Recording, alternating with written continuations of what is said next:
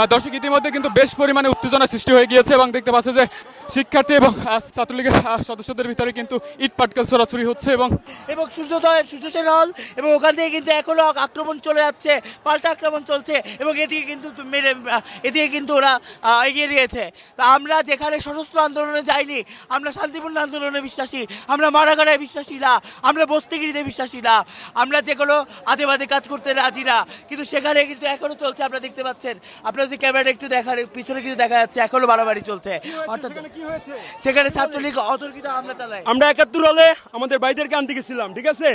ওইখানে আমরা একটা শান্তিপূর্ণভাবে অবস্থান করতেছিলাম ৭১ হলে, কিন্তু ওইখানে ছাত্রলীগের কয়েকটা পোলাপাইন উপরে থেকে আমাদের ডিলামাইরা ৪-৫টা বাইক আহত করে দেয়, ঠিক আছে? এবং তারা ধারালো অস্ত্র নিয়ে আমাদেরকে পিছিয়ে দেওয়া করে।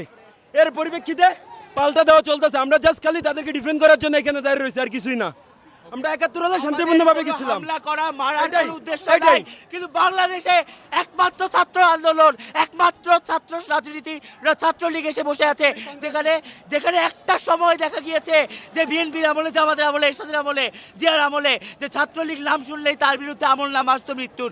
তারা আমাদের পূর্বপুরুষ, আমার নিজের বাবা ছাত্রলীগ ছিলেন, তারা এমন সময় রাজনীতি করেছেন বা এমন সময় ছাত্র আন্দোলন দিয়েছেন। দর্শক ইতিমধ্যে কিন্তু বেশ পরিমাণে উত্তেজনা সৃষ্টি হয়ে গিয়েছে এবং দেখতে পাচ্ছে যে শিক্ষার্থী এবং ছাত্রলীগের সদস্যদের ভিতরে কিন্তু ইট পাটকেল ছোড়াছুড়ি হচ্ছে এবং বেশ পরিমাণে উত্তেজনা কিন্তু আমরা দেখতে পাচ্ছি এই মুহূর্তে।